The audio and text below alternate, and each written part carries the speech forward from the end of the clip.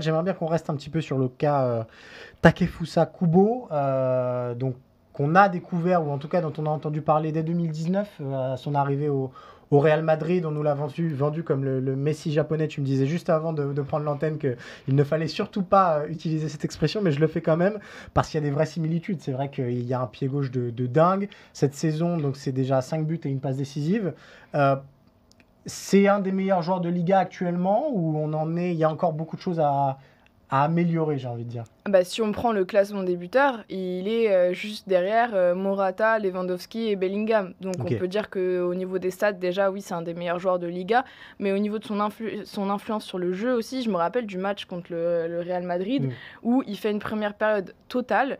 Et donc, c'est vraiment lui qui porte la Real Sociedad là, à ce moment-là. Et en fait, deuxième période, il est beaucoup moins en vue. Et la Real Sociedad, évidemment, décline. Donc, on voit qu'il est vraiment l'élément phare, en tout cas, de cette Real Sociedad pour ce début de saison. À voir après comment on va revenir, Oyarzabal, etc. Parce que du coup, il y a d'autres cadres qui peuvent, eux aussi, à leur tour prendre la lumière.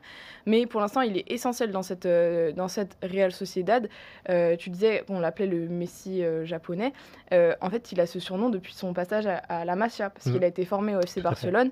Et déjà, il est arrivé à l'âge de 10 ans au Barça. Et déjà, là-bas, il avait empilé, je crois, 74 buts en 30 matchs quand il était chez les jeunes. Donc, il avait hérité de ce surnom déjà. Ça avait été compliqué pour lui derrière, parce qu'il faisait partie des jeunes qui avaient été sanctionnés par la FIFA en raison des transferts des mineurs au Barça. Il avait dû retourner au Japon à cause de ça, parce qu'il était interdit de jouer au Barça. Et donc, il avait décidé de rejoindre le Real ensuite. Donc, c'est un parcours qui est un peu chaotique. Mais on va dire que si on lit ce qui se dit sur lui dans la presse, même les joueurs, globalement, il garde toujours cet aspect qu'il est très, très positif.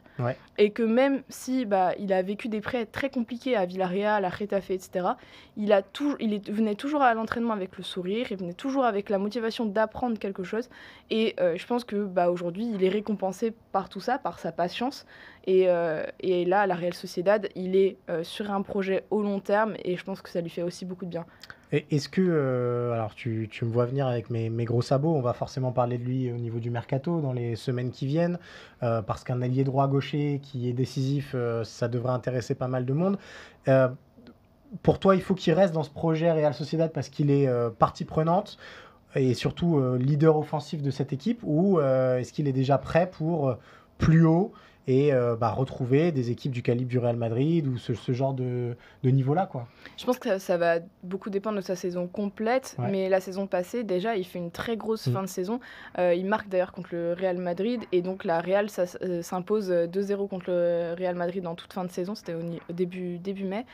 Et à ce moment-là, donc, le Real n'a plus aucune main sur son ancien joueur, du coup, parce qu'il n'a jamais porté le maillot du Real Madrid, parce qu'il a le statut d'extra-communautaire, etc. Donc, il ne rentrait pas dans les plans du Real Madrid. Il a été vendu 6,5 millions à la Real sur un prêt, sur un transfert sec. Il y a souvent, le Real, on sait qu'ils mettent des clauses de rachat, etc. Là, il n'y a rien du tout, donc il n'y a aucune liaison entre les deux.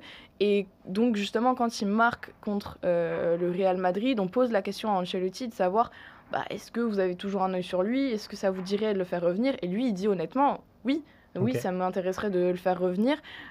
Sauf que derrière, il y a Emmanuel Alguacil, le coach de la Real Sociedad, qui dit non, pour moi, c'est un Tchouri-Urdin, donc un joueur de la Real Sociedad, on a envie de le garder avec nous, il est important dans le projet.